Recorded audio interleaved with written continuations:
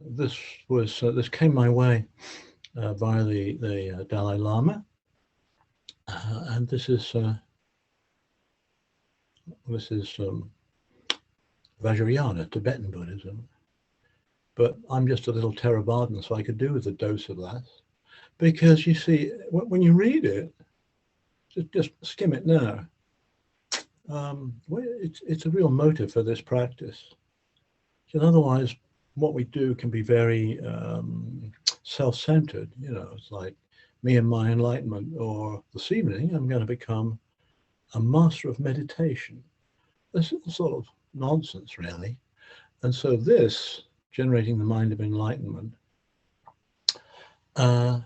points the attention in another direction, a very kind of healthy direction. We're doing this for the benefit of other people.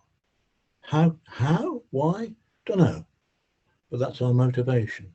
We don't have to figure everything out. We just do it. So what I like to do is, you can join in if you want to, but I'll do the work. And we just contemplate the words as we go through it. So, with the wish to free all beings, I shall always go for refuge to the Buddha, Dharma, and Sangha until the attainment of full enlightenment. Enthused by compassion and wisdom, today, in the Buddha's presence, I generate the mind of enlightenment for the benefit of all sentient beings.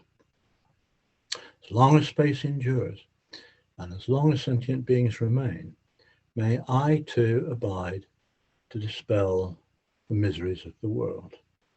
It's kind of altruistic, isn't it?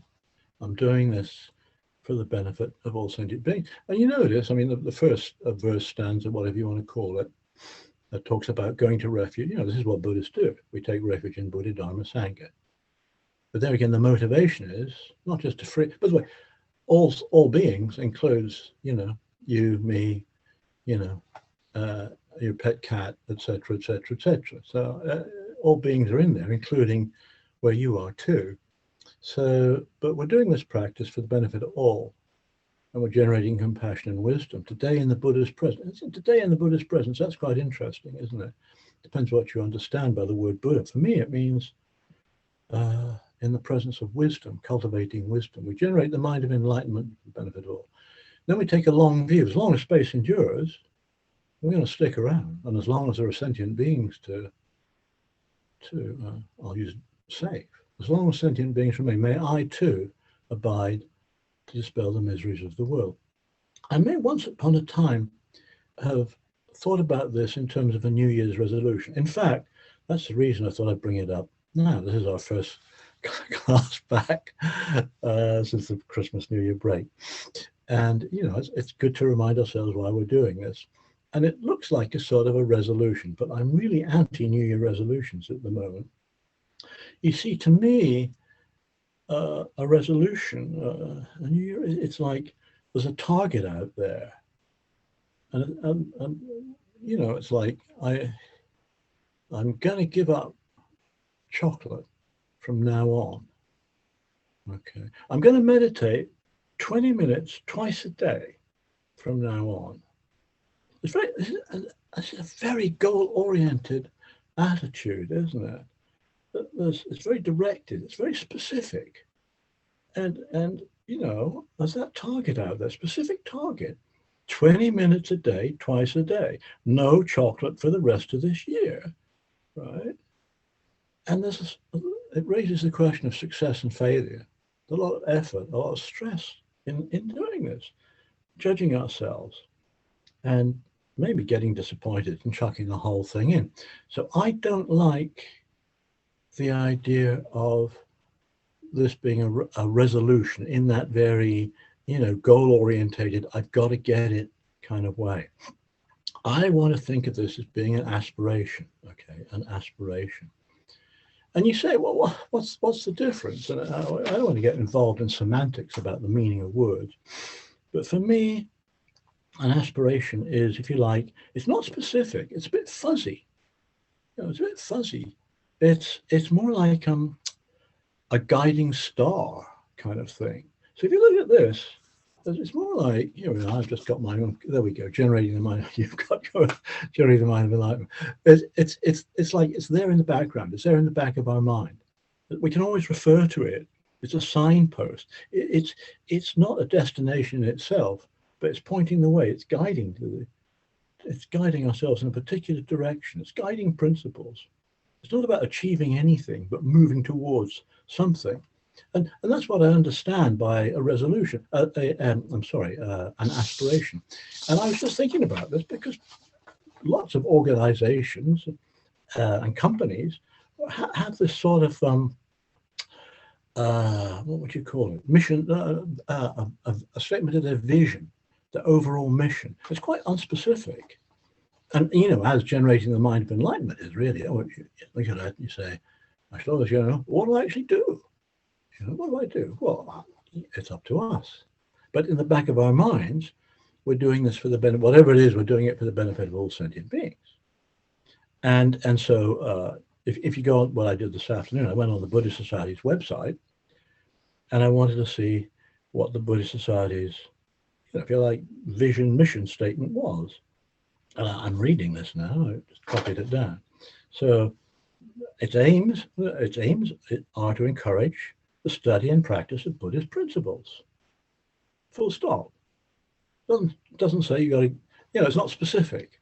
It's not saying there will be a basic meditation class on Thursday evenings, or Zen on other days, or there will be lectures on this, that, and the other, or there will be a copy of the Middle Way coming out 4 times a year. Right? I mean, those are all things that happen, but the guiding principle, a bit more to it than that, but to encourage, to publish, make known the principles of Buddhism, and to encourage folks to study and practice those principles. I mean, other organizations I'm vaguely sort of involved in, Citizens Advice, for example. And there again, they have a sort of a strap line or something. We help people to find a way forward. And that sounds it's very open. So what does Citizens Advice do if you need help? Well, whatever it is, it'll be specific. They might point you in the right direction legally, or how to get financial assistance, or whatever it is, or write a letter for you. It's not specific, but the general ethos, that's good. The ethos is helping people to find a way forward. That's interesting, isn't it? I'm sort of plugging outfits I approve of. There's a very good charity out there called Action for Happiness. And whatever it does, and I could bore you by, it's not really relevant. I could tell you what it does because I'm enthusiastic for it. But if you take a sort of a pledge there, I will try to create more happiness and less unhappiness in the world. There you go. That's it. What you do is up to you. It's not specific, but it's like this sort of guiding star. It's in the background there. It's like, I don't know, over my right shoulder. You can't really see it, but there's a little, there again, Tibetan figure of Avalokiteshvara, the Bodhisattva of compassion. And he or she or whatever, it's androgynous, has 4 arms, or some of them have 1,000 arms. And this is all about, 1,000 different ways of compassionate action. It's up to us what we do. It's up to us when we do it. It's not a question of we've got to do it by the end of the week or whatever. Just as in, notice, generating the mind of enlightenment, as long as space endures. This is not just 2023, and as long as sentient beings. So this is a very helpful, to me, looking at that statement there. It's a very helpful guiding star, in the background there. That is what it's all about, and it leaves the details to us to figure out. Okay, let's do a bit of meditation. Enough chat.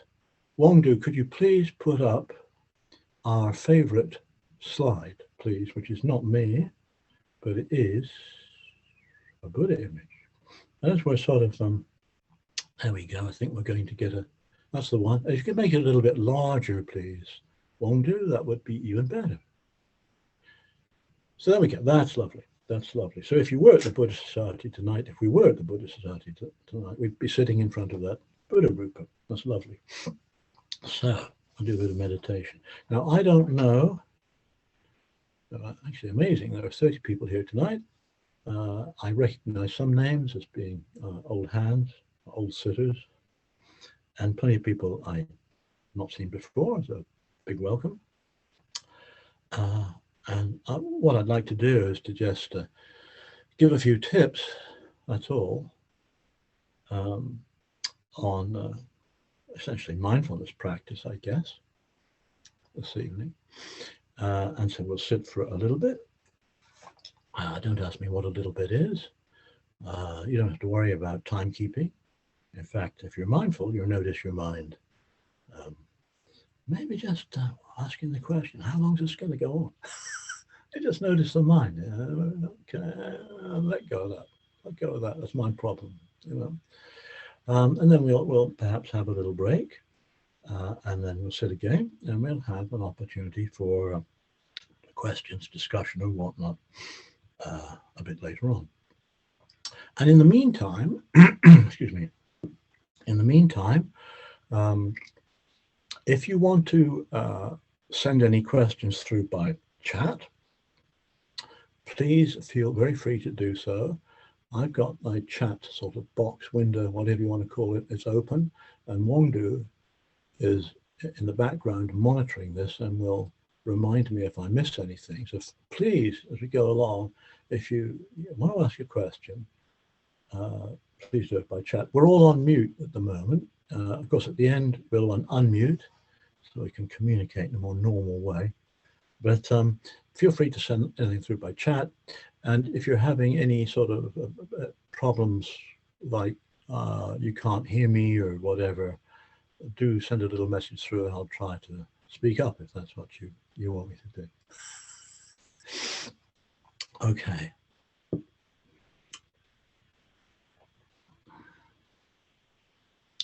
If mindfulness, my teacher Ajahn Subhaddo has a little way of responding to this. So what's mindfulness? And the reply is, it's like this. It's like this. And actually, it's like you come to a class at the Buddhist Society and you want to know what mindfulness practice is all about. And it's like, I can say something about it. It's like this. But more to the point, the actual experience of mindfulness itself is it's like this. It's whatever is in front of us now. I mean, I don't just mean a nice picture on the screen, but whatever comes into consciousness right now, a sight, a sound, a sensation, and thinking, and we're just aware of it. So mindfulness is like this. It's just present moment awareness, full stop, dead simple. I've said it all. Mindfulness is like this.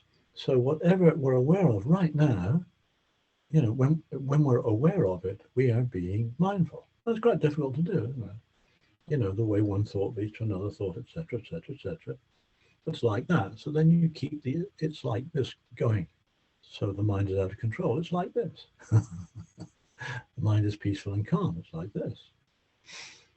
It's just bringing the attention, the awareness back to the present moment.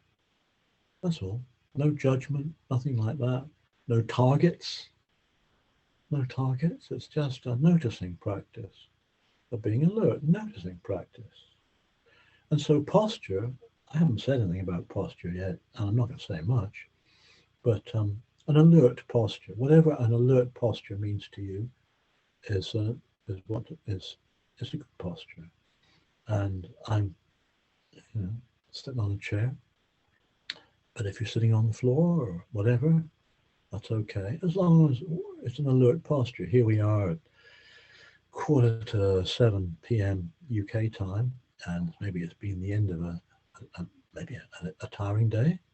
So an alert posture will maybe help us avoid nodding off, which is not a great idea. Bedtime is for that. This is meditation time. So an alert posture, but also a relaxed posture, because the other aspect of it's like this is to let go of whatever it is, as it were. So if there's a thinking going on, for example, You notice that, absolutely honest about that, right? And then we let go of it. And if there's a sensation in the body, I mean, if it's just low, if it's heavy duty pain, you got to change posture.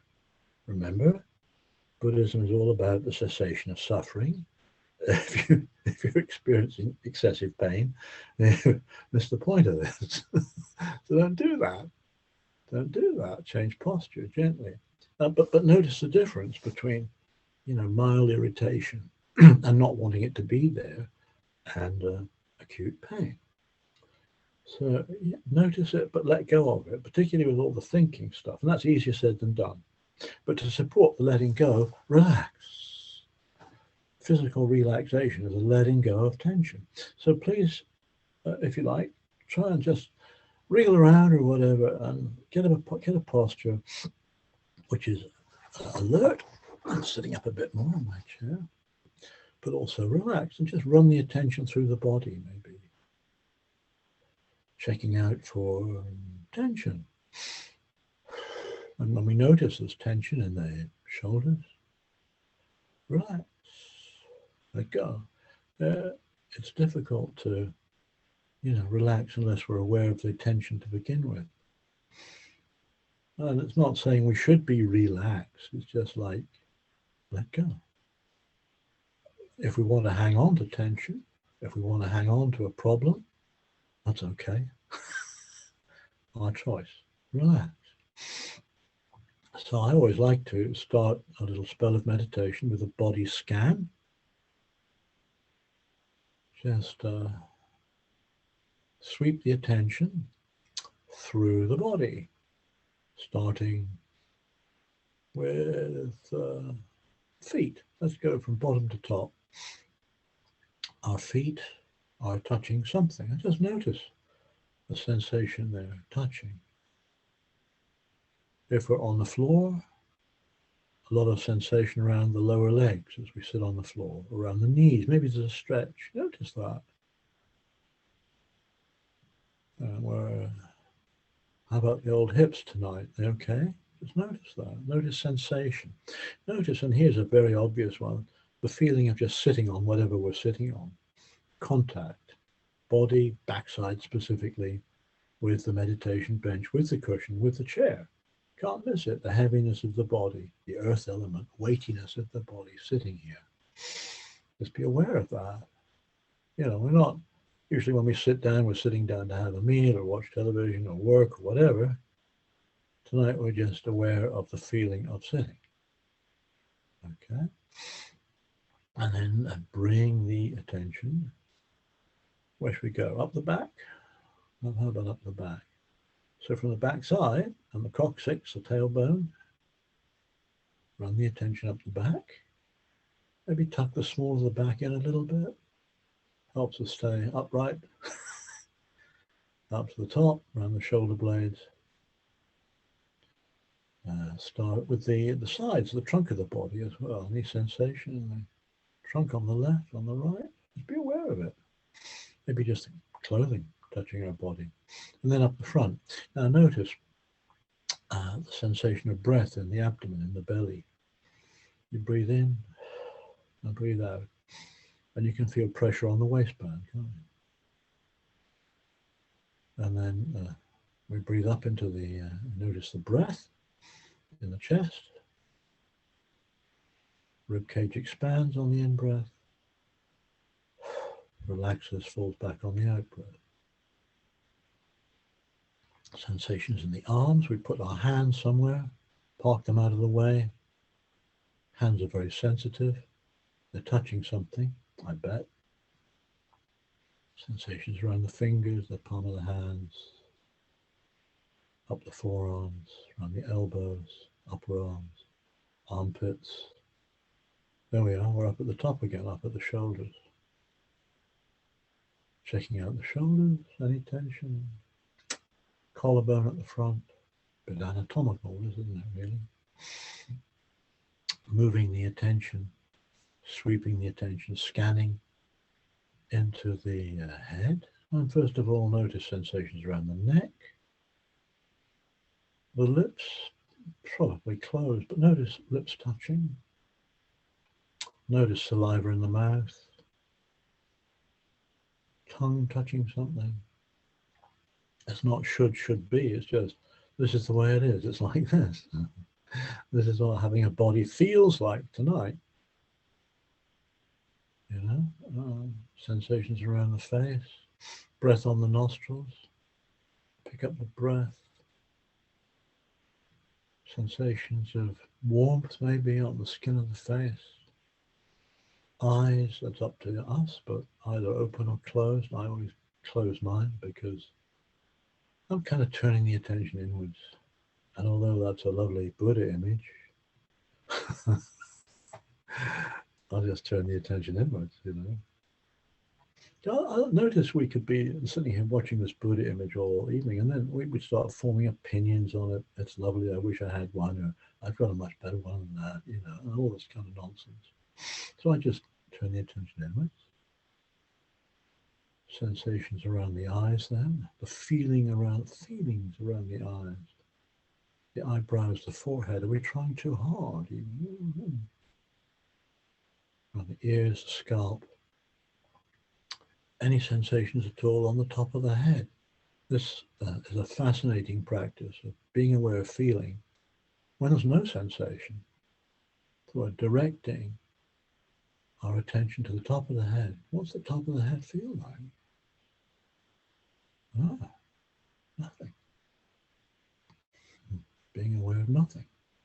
It's interesting, isn't it? And just notice this body scan takes us away from all opinions about the body. We've got a massive opinions about our body. We attach to the body enormously. So all these categories of male, of female, of everything in between, of old, young, you know, good looking, bad looking, I wish my ears weren't so big, or whatever, you know, all this kind of stuff. I mentioned that. The body tonight we're experiencing is just a mass of sensations. Mainly just nothing special sensations, but maybe some of them are quite pleasant, the feeling of warmth. Maybe some of them are less than pleasant. Maybe it's a bit of a strain sitting on the floor. But just notice that. Tonight the body is just a mass, an awful lot of sensations impinging upon our consciousness. How's the mood? Check out the mood. And it doesn't matter whether we're bright and alert and feeling expansive and happy. That's good. Nice. But be aware of that and take the same rather dispassionate, it's like this approach to if the mood is dull, cramped, fed up, a bit angry. Just notice that. That's the way it is. And with this practice, we're not saying it should be or it shouldn't be a particular way. The body and the mind are just like this tonight. And the idea is to notice this, but not attach to it. And the non-attachment bit is the really difficult bit, isn't it? Okay. Particularly when it comes to something like thinking. It's very easy to get lost in thought.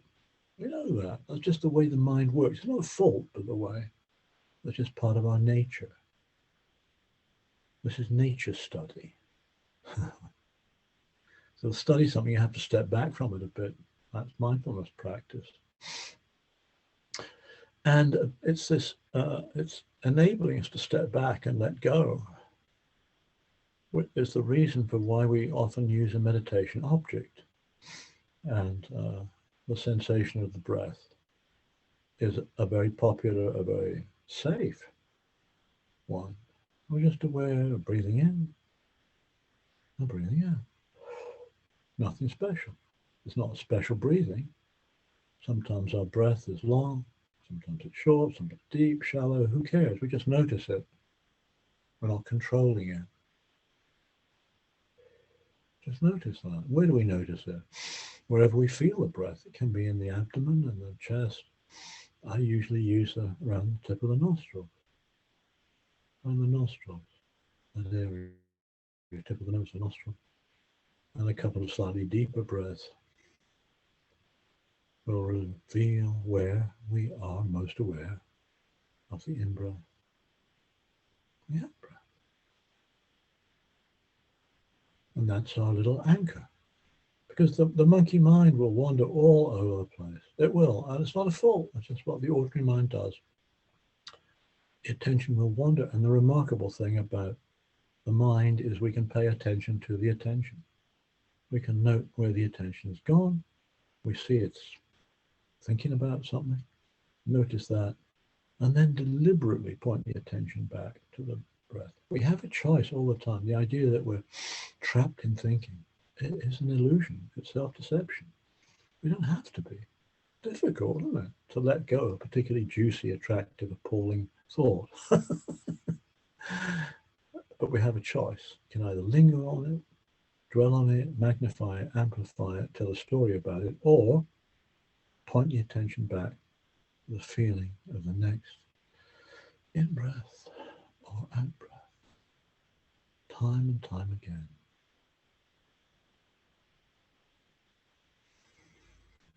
And the great thing about using the breath as our anchor, as our meditation object,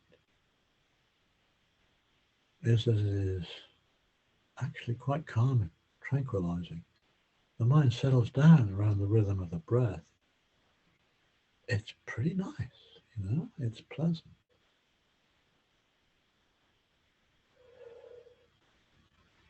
This perhaps, unlocks, this is the key to the lock, which is, opens up peace of mind. Peace of mind. Breathing in and out. But the other side of it is it's difficult because it's not stimulating unless we've got a cold or something. The breath is not remotely stimulating at all. And so the monkey mind wants to wander. So it's very peaceful, very beautiful, very peaceful, but quite a difficult. You have to make a little bit of effort to follow the breath. You've got to make a bit of effort to let go of a thought, of an emotion, point the attention back to the breath. That's the real skill. But it does enable us, when we wake up in the middle of the night with, quote, something on my mind, unquote, to let go, point the attention back to the breath, maybe even drop off to sleep, but don't do the last bit tonight. Now, I'll be quiet for a few minutes now, just try it and see how it goes.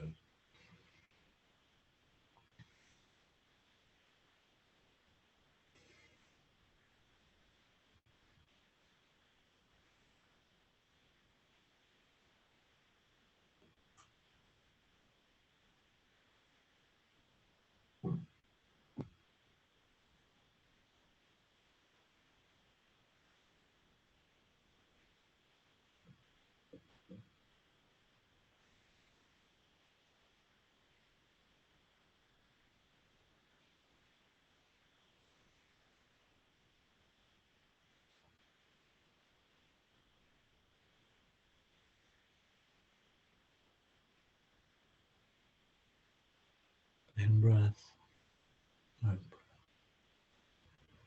Pay attention to it. Maybe two breaths aren't the same, longer or shorter, deeper or shallow. Each breath begins, has a middle, has an end. In breath, out breath. Get interested in the breath, not trying to explain it or analyze it. Just be aware of it.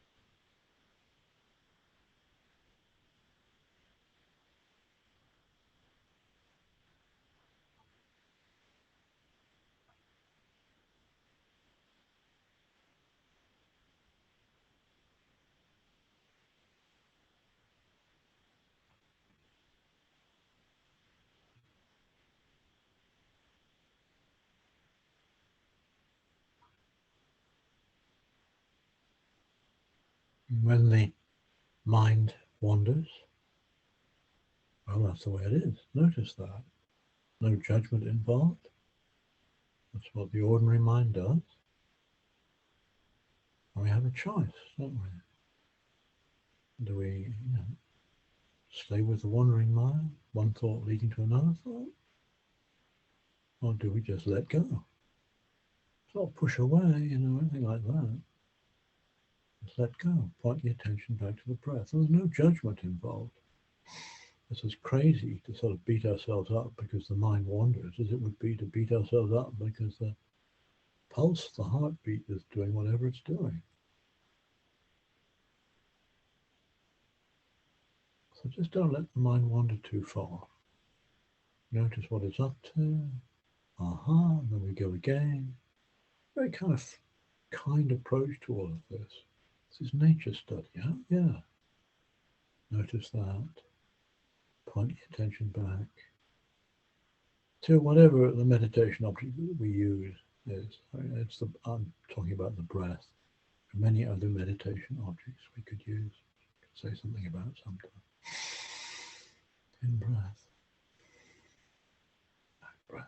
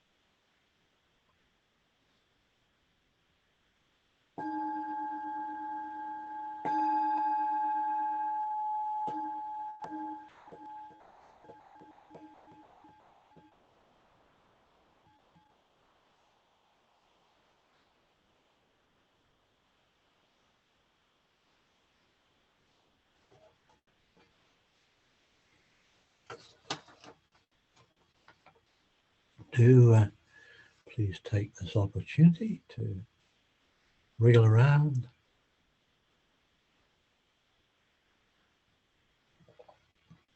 have a stretch,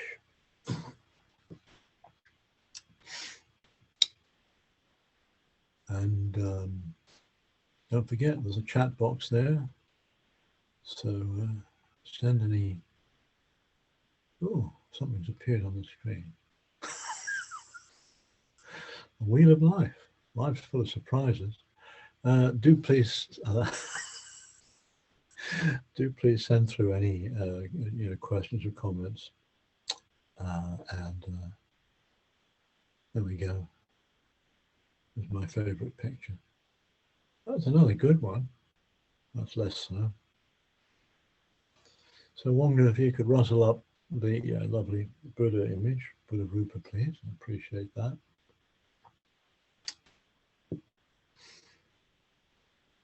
Nobody sent through any kind of urgent request for help.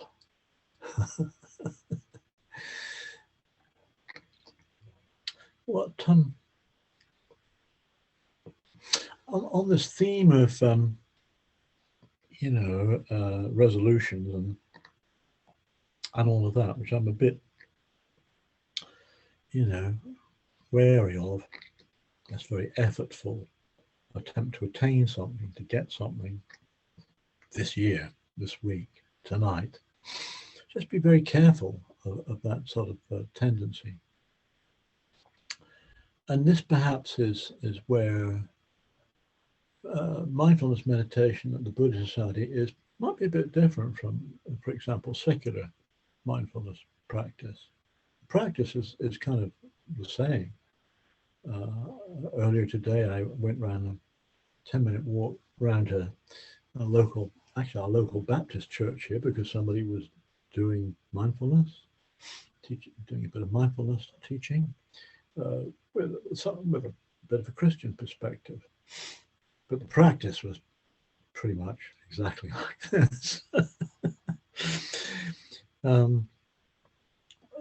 But what I think most sort of secular approaches to mindfulness do not do is what I'm suggesting now, which is, as I say, being very careful about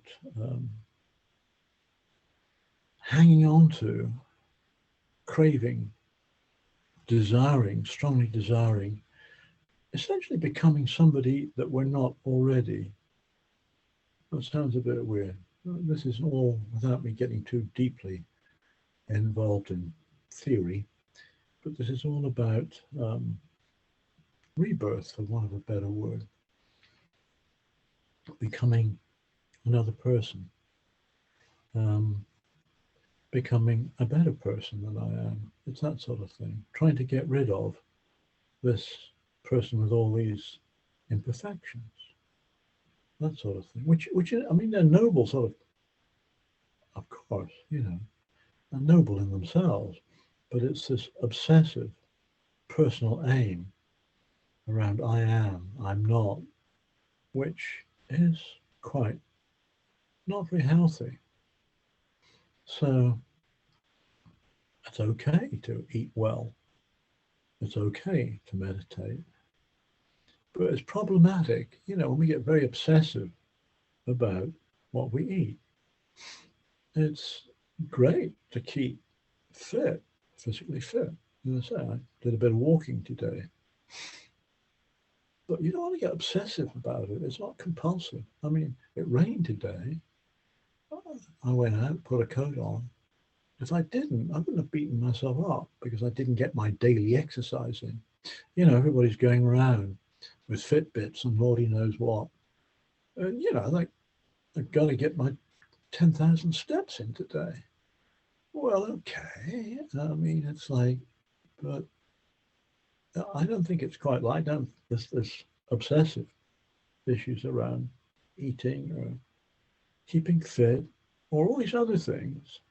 I've got to be a better person. Or, meditating, for example.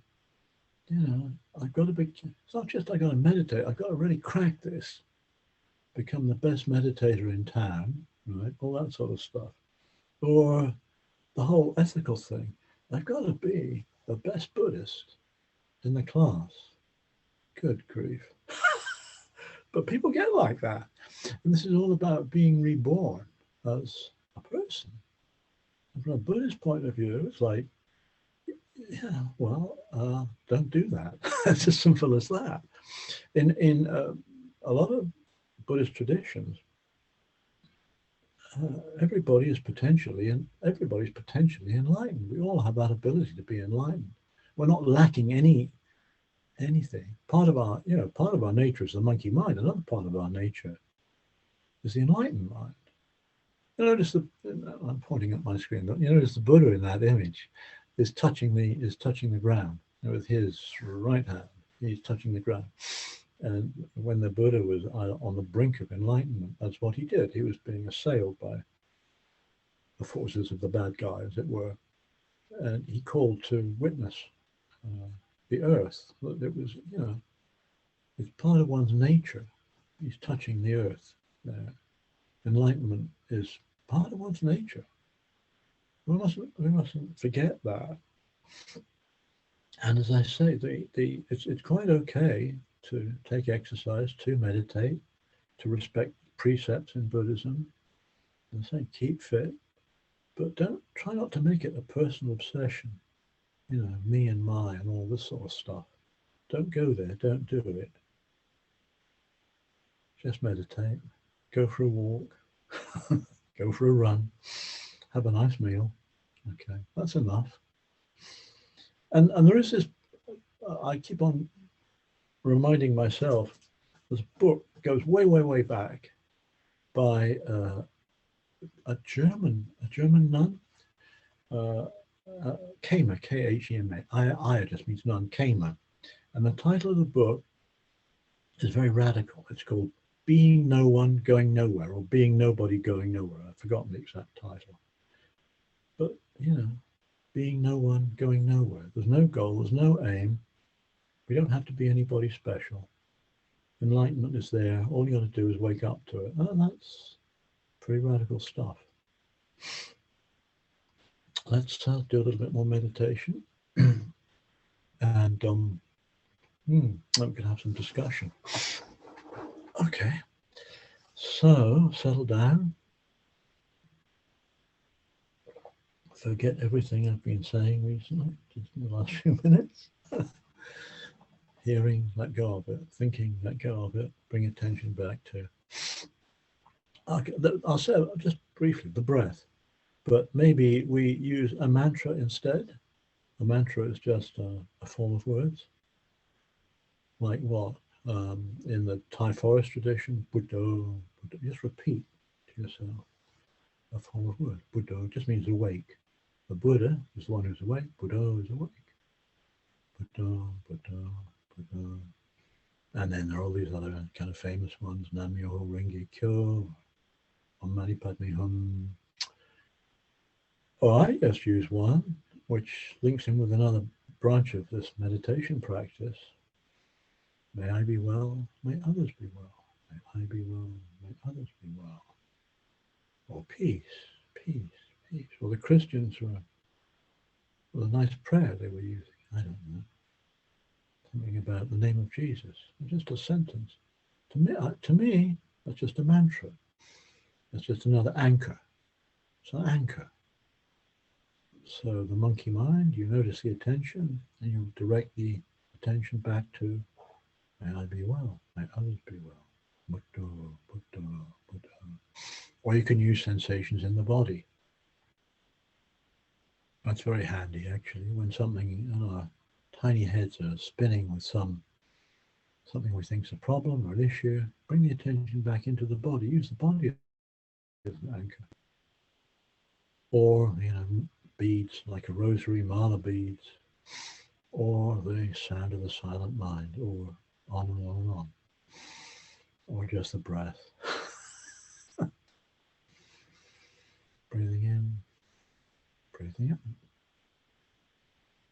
Long breath, short breath.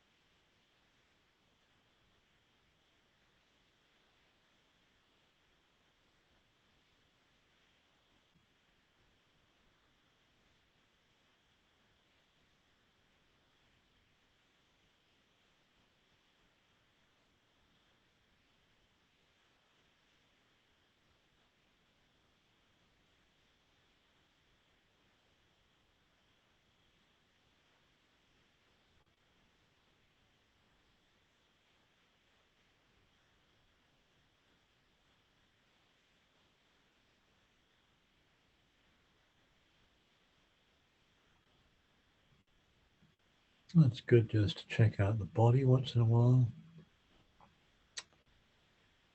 Make sure we haven't kind of got tense. We're not trying too hard. Or energy levels are low and we're kind of collapsing, going to sleep. Then again, just know the story. It's like this. It's like this. Drowsiness is like this. Notice that, and we can maybe do something about it. Pay attention to the posture, perhaps. Breathe in a bit more deeply, perhaps. Or if there's a lot of tension, maybe we're trying too hard. Relax, relax. Take your foot off the accelerator a bit. Back off. Everybody's, their own teacher here tonight.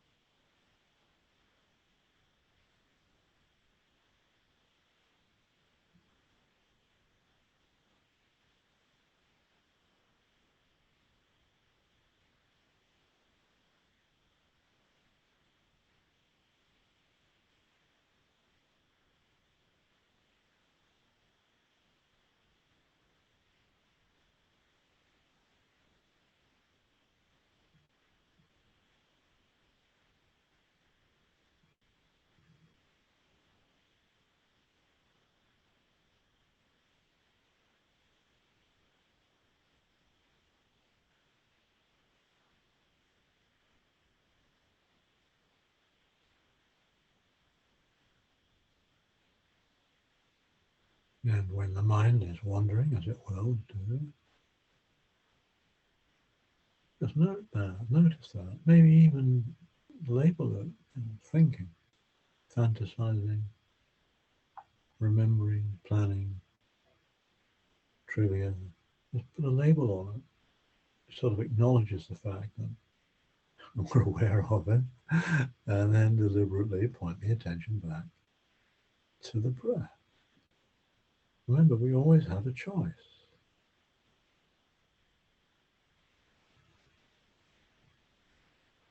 What we're doing in this practice is developing this ability to let go. People say, go on, bang on about the importance of letting go. How do we do that? This is it. You let go just by relaxing around the muscle, around the object, the thought, the memory, whatever it is, and deliberately point the attention back. We're not suppressing anything. We're not suppressing anything. We're just redirecting the attention to a peaceful, tranquilizing alternative. Breathing in, breathing out.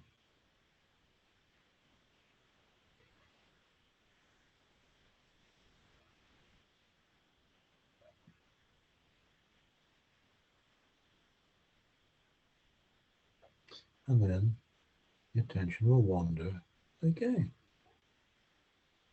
Okay, we know what to do. Notice it, acknowledge it, point the attention back to the meditation object.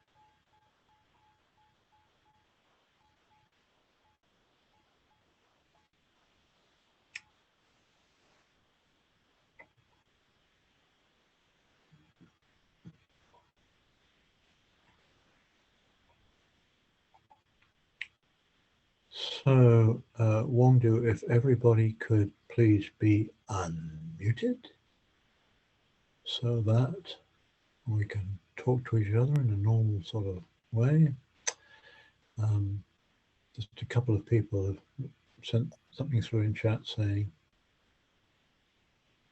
they're having a good time, which is great. Glad you're here. Nobody's written through yet saying they've had a dreadful time, but now's a chance to do that. While people are thinking about questions, discussion, whatever, I mean, I'm happy to try and talk about anything, really, about meditation or Buddhism or the Buddhist Society or whatever. Let me just say something about, this class, first of all. Next week, the person leading it will be Richard Bober, who some of you know. So Richard's going to be looking after it next week. And then the one after that, I think, is something like the 31st of January. And on the last Thursday of the month, our good friend Ajahn Barry Subhaddo will be doing it. If you haven't met Ajahn Barry Subhaddo, now's your chance. He's somebody with a lot of experience and a good friend. And then while we're talking about classes and other opportunities for meditation practice at the Buddhist Society, there are lots of them. I think there are lunchtime classes every day, actually, every weekday. And I think those are usually face-to-face at 58 Eccleston Square. But if you look at the website, some may be hybrid online as well. Have a look and see. And then on Sundays, there's usually an online meditation session on Sunday mornings. And also on Saturdays, there's a meditation class as well in the afternoon, which I think that's usually face-to-face. This is obviously for folks living in and around London.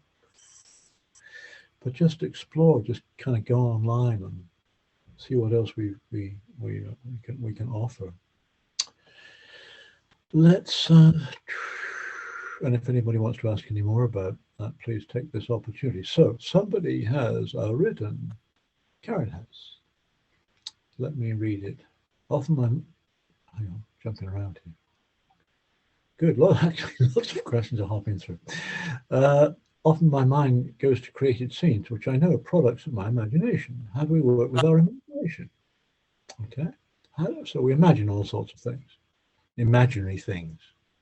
How do we work with an imagination? We notice it. It's there. You just kind of label it. It's imagination. Let go of it. Point the attention back to the breath. See, this is easier said than done. But whatever comes into the mind, it can be imagination. It can be, a thought about Buddhism. Right? What are the Four Noble Truths? Well, we can talk about that at some other time. But if a question about Buddhism comes to our mind, we just notice thinking back to the breath. What's for supper tonight? Notice that. Let go of it. Back to the breath. I mean, that's the core of this practice. So imagination, there's nothing wrong with imagination at all. And outside of meditation practice, we can use our imagination for all sorts of creative purposes. We can. Stuff to do with our work can come into our mind while we're meditating. Just let go of it. So it's all about this business of learning to notice and let go, and let the attention rest, on the breath. We're trying to get in perhaps the difference there again between meditation, mindfulness meditation, and secular meditation is what we're trying to do is to lessen our attachment to the world of our sensory experience. We experience the world through seeing, hearing, smelling, tasting, physical sensations, and all the mental stuff. And the idea, perhaps, is to get behind all of that. What's behind all of that? Behind all of that is what we've been doing tonight, just knowing it. We know it. Notice it. There's the underlying state of the mind. I'm quite impressed by tonight. There was going to be a Tibetan Buddhist class, which doesn't happen. And in the Tibetan Buddhist class, they're absolutely upfront about saying, exploring the true nature of the mind. The true nature of the mind, the real nature of the mind, is open, expansive knowing.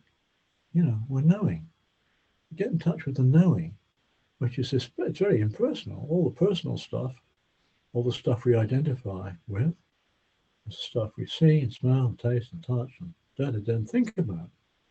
That's all the stuff we take personally. We construct the story of me and my life around all of that sort of stuff, right? And we know that. So, different from that is that ability to know it. There again, the thing I usually think about is going to the movies, going to the cinema.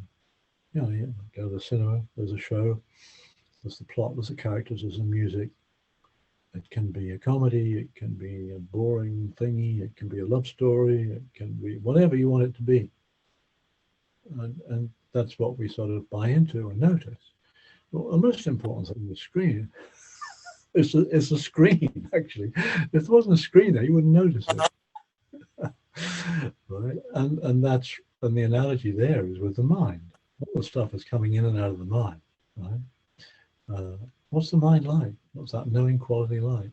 So that's, where all this is leading to from a Buddhist point of view. Let me just go back to the chat for a moment. I think some people may be trying to speak, but let me just address what's in the chat box. So imagination, great. It's like anything else. Yep, notice it, let go of it. It's not a problem. And it's not a problem in the context of meditation practice, as long as we perhaps don't get lost in it. So, but he says they're not going to get so obsessed about getting 10,000 steps. Well, don't worry about it. But yes, I mean, it's like it beat you. I mean, when I was young enough to keep fit, I used to run a lot. I used to log my run and be a bit obsessive about it. And the result is, I was very fit. I could turn a decent time for the half marathon. But right now, my knees are wrecked. So, you just notice, the more you get attached to the body lets us down in the end. Can't trust the body. It's good to keep it fit and good to work with it, look after it, rest it, exercise it, keep it nourished, but don't get too attached to it. There's nothing wrong with 10,000 steps, but I mean, it's the point of that obsession. I've got another one here. Right. This is about mantras. So I talked about using mantras. How do you apply a mantra? You say it aloud, or should you should you just speak it quietly in the mind and in and out with the breath or not? You choose is the answer. In a group like this, particularly if we weren't on mute, we wouldn't want to say it out loud. We might all be using a different one, So it's I mean, just on my own, if I'm maybe if I'm just, may I be well, may others be well, may I be well, may others be well. Just saying it quietly to oneself, in one's mind. That's the way you usually do it. Do you link it to the breath? Well, actually, I do. This is leading me in the direction of talking about metta practice. I don't particularly want to do that this evening, unless anybody wants me to. But on the in-breath, may I be well. On the out-breath, as the breath goes out, sharing it with others, may others be well. I do that, but you don't have to do that. And of course, in a group, you can, as long as you all use the same mantra, you can chant. So in the SGI, Soka Gakkai tradition, everybody, you get in a group and you chant Nam Myoho Renge Kyo, Nam Myoho Renge Kyo, Nam Myoho Renge Kyo. And it's very part of I'm not in that tradition myself, but it's very powerful to hear that. And don't forget, when you're doing loving kindness practice, to send it in bucket loads to your lovely cats. To see the class has been joined by an absolutely gorgeous cat, and and its tail. So it's like, if you're trying to generate goodwill and all of that, as we are in this metta practice, and you don't know how to do it, just bring to mind a pet, frankly, or a little child, or and in your heart you feel goodwill. Oh, okay. May I be well. May others be well. Okay. Somebody sent Happy New Year to me. Happy New Year. Please yourself. Question is, what's the role of contemplation? Well, contemplation is sort of thinking about things, and often I like to think about meditation, actually. So often we have a period of meditation, and this is that's a good point. One thing I recommend is, after we've been to a meditation class or done a bit of meditation at home, at the end of it, not during it, at the end of it, we just say, what was all that about? What have I learned from that? People talk about insight meditation. It all sounds very kind of fancy stuff, insight meditation. So rather than sort of saying, well, I had this really great insight. Okay, what have I learned? What have I learned from it? Maybe you've learned you never want to meditate again. Fair enough. At the end of a period of meditation, so what have I learned this evening? What have I learned from the last 10 minutes of sitting at home? And that's what I would call contemplation. Another form of contemplation would be, this is from a Buddhist perspective, of contemplating the qualities of the Buddha. And one can do that. There's a formula again, and I'd have to find it on my bookshelves. But it's not something I do. But one of the advantages, attractions of having a Buddha image in front of you is to bring to mind the quality of the Buddha, wisdom and compassion, all that sort of thing. Contemplation in that sense. Just, what have I learned? Have I learned anything about not self, for example? These quite interesting bits of Buddhist doctrine, for want of a better word. Have I got anywhere with that this evening? Well, that's the sort of contemplation that I might think of. I'm not sure it's what was meant. Are there any? I think that's everything. Wongdo, is there anything else in the chat? I can't see anything else in the chat at the moment. That doesn't mean you can't send something through, but please unmute if you want to engage in normal human conversation.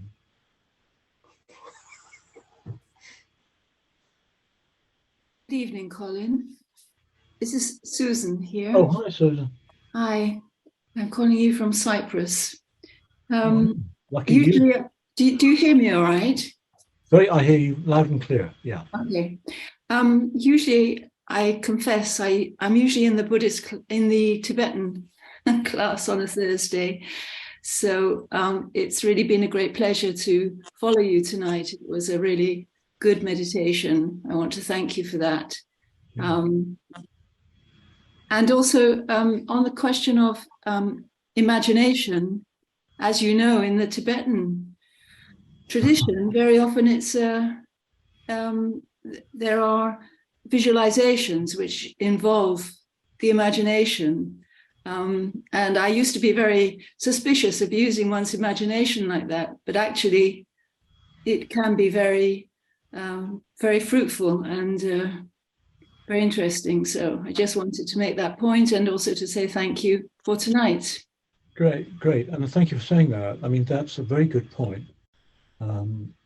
Particularly in the Tibetan tradition, visualization can play quite an important role. And I'm not great. I mean, just in terms of visual, I'm not really into that. But there has been one time in my life when I used it for to what I thought was a very good purpose. Bit of a story here. This is all personal stuff. Many years ago, my father died, and parents have a habit of doing that sort of thing.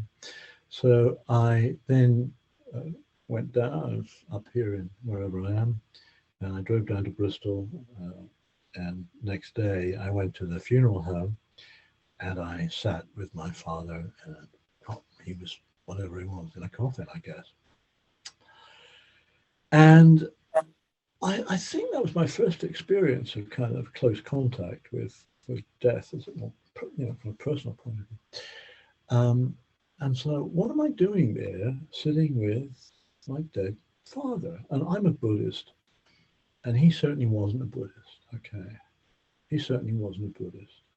He was, if he was like my mother was a very staunch member of the Church of England, and he was probably that way inclined as well. I don't know, but anyway, he was a Buddhist sitting with his dead father, and I did something which I think was quite eccentric. I've been going on retreat at Amaravati, which is the Theravada Buddhist monastery, and in the room, the shrine room where we sit in meditation, there was a pretty large golden-coloured Buddha image. And I'd be sitting there, looking at the Buddha image. So I could imagine it, imagination. I could imagine it quite well. So what I did, and I had been reading some Tibetan Buddhist material as well, actually. So I was kind of aware of aspects of Tibetan Buddhist practice. So I did the following. I was sitting at the foot of the coffin, open coffin, I followed there, and I visualized, I imagined, this image of the Buddha, right, up above the coffin, right? And I visualized it descending into my father. And I wished my father, may you be fully enlightened. Okay? Quite odd, quite weird. But I found that very helpful. I can totally understand that. Yes, yes. I there again,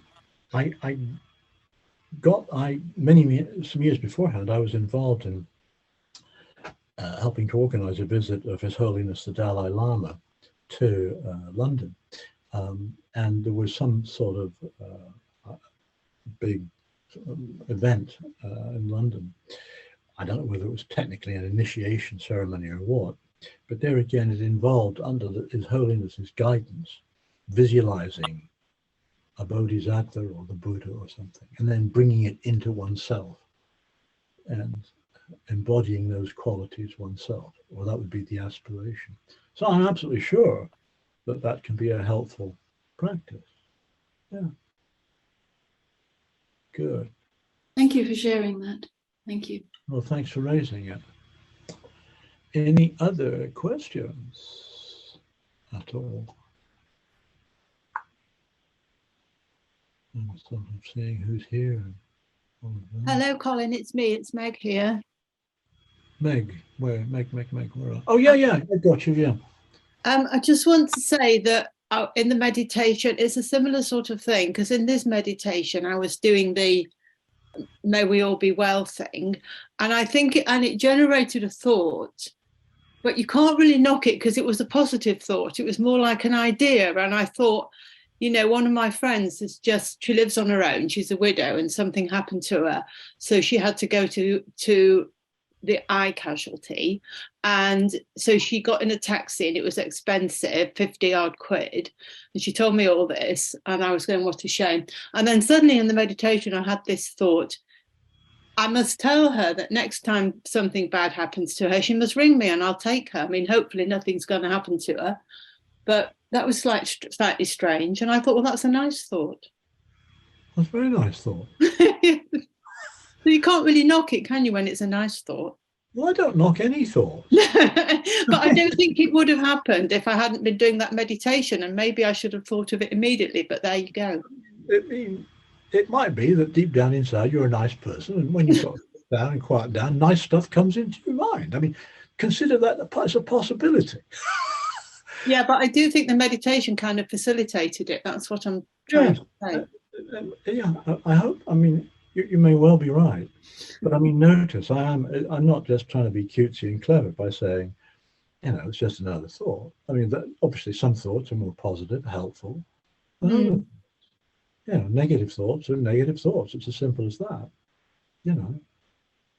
Shedding thoughts of loving kindness is a darn sight better from one's own point of view, never mind anything else, than sending thoughts of ill will and animosity to other people. Of course, so it's good.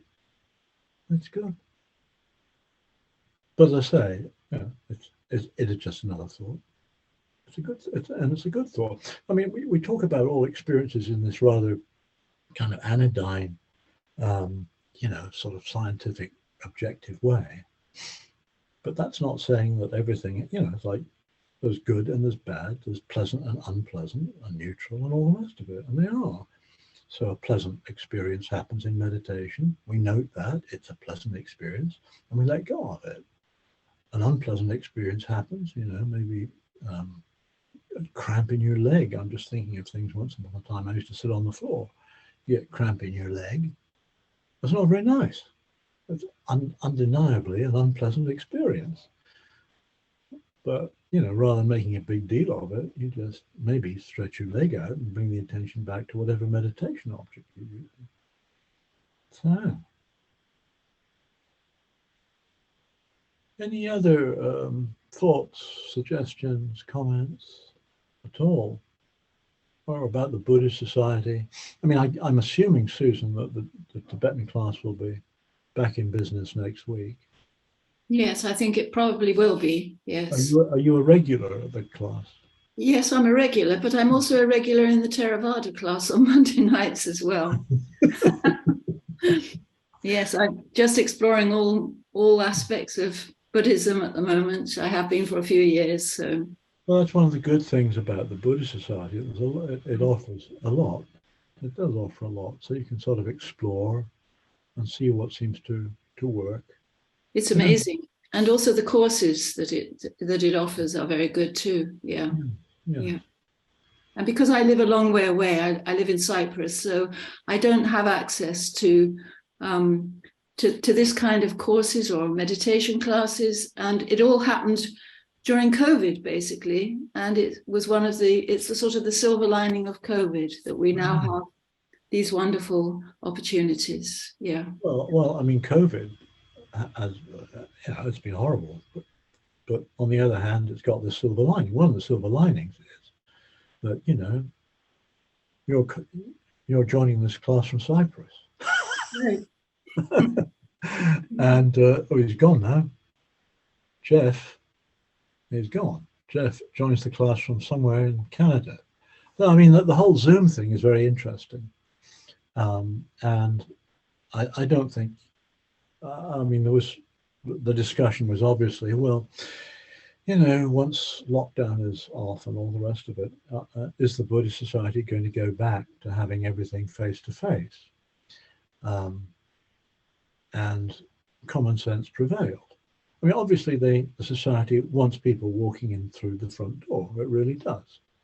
Well, what's the point of having this lovely physical place in central London, just behind Victoria Station, if nobody comes to it? And so they're encouraging hybrid sessions, and some classes are just face to face.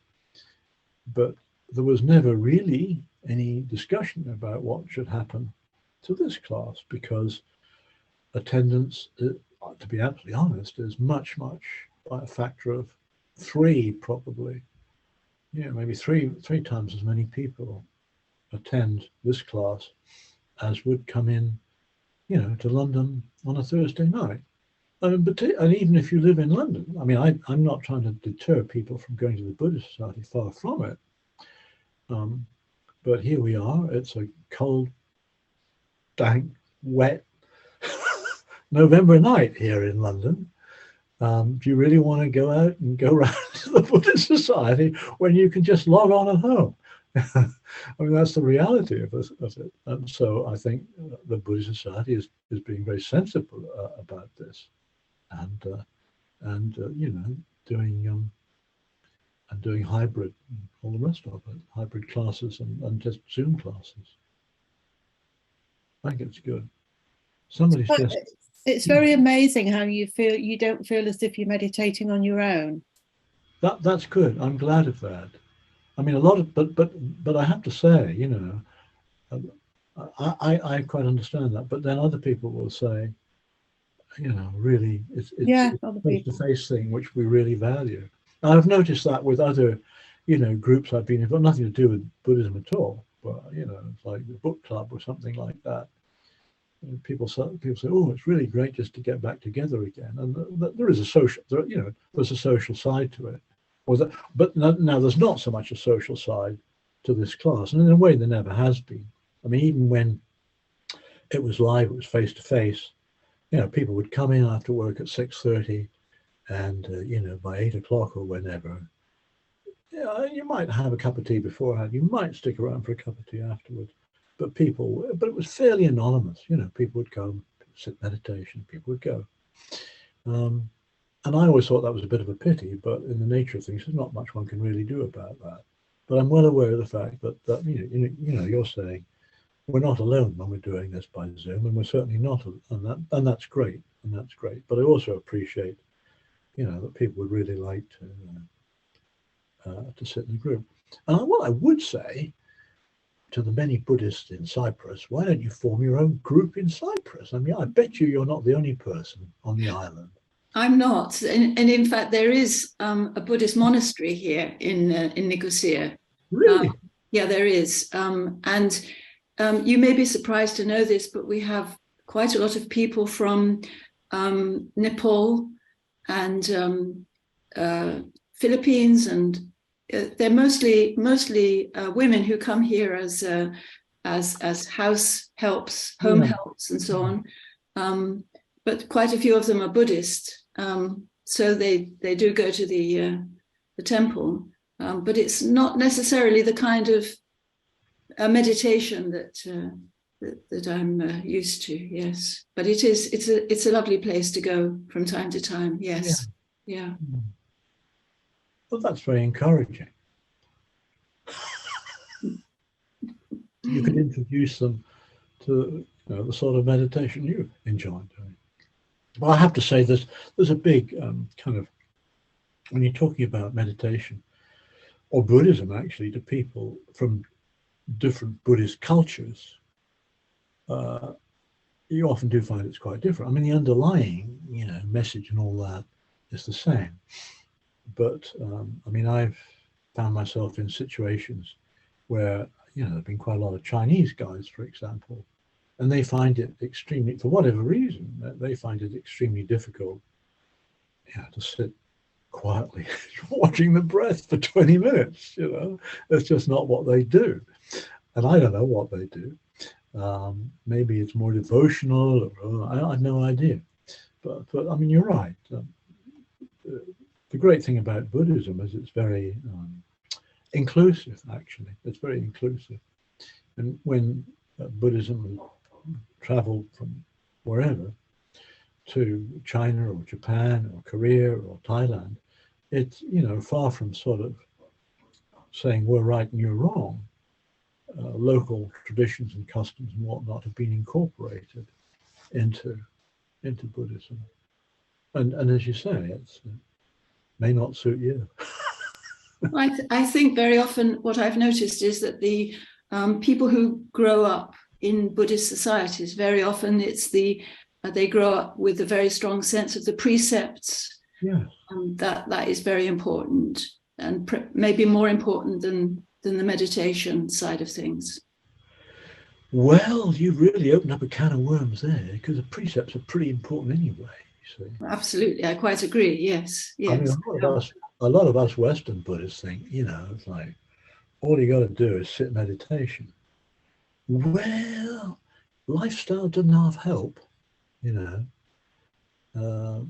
One of the reasons we often have teeny weeny problems when we meditate, there's all sorts of nasty stuff comes into the mind as a result of rather unskillful past behavior. No, I mean, I go into prison, and so obviously some guys in jail have done very unskillful things, and that comes into your mind when you're sitting meditation. So you find it very difficult to sit with that. In fact, in certain circumstances, I advise somebody not to. It's just too painful. But I mean, I'm just trying to make a point, you see, that this is connection between how we lead our lives. Yeah, meditation. If you want peace and calm in your meditation, it's quite a good idea to have to live in a way which supports that. I totally agree with that, and it's one of the things that I find difficult in secular mindfulness. I always feel as if Buddha is the elephant in the room, and yeah, it doesn't really do it for me. I think if you divorce mindfulness from the ethical side, then it doesn't have the same meaning. I agree. I agree. And if you do that, you get some rather sort of iffy things happening, in the sense that mindfulness, in the world of business, mindfulness is quite popular these days. But the idea is you become a more productive employee as a result of, you know, being more mindful, which I suppose is okay, but that's not really what it's all about. Or you know, you can have Buddhism in the armed forces, and you can become a more mindful and more accurate sniper, for example. It's not quite what it's all about from a Buddhist point of view. It's that sort of thing, yeah. Or you could be a more mindful criminal. That's probably very helpful if you're doing a bit of burgling or something like that, you know. But that's not quite what it's all about. And as I say, then there are the feedback effects from what we do and what we experience in the mind when we sit meditation. 2 people have said thanks so much for the class, but they need to go. So I think that's a hint. And in Cyprus, you must be, what, 1 hour or 2 hours ahead of us? 2 hours. 2 hours, yes. Yeah. So time for me to go as well. Yeah. Thank you very much. Oh, great. Well, thanks for coming, everybody. And as I say, I won't be around next week, but the class will be on, and I hope you come back to it. And as I say, the week after that, it's Ajahn Subhaddo, who you should not miss. Hey, thanks a lot. Happy New Year again. Take care, everybody. Thank you very much. Thank you to Wander, who is the person who's running the show from his home. He's looking after the class on doing the IT. So thanks, everybody, again. Take care.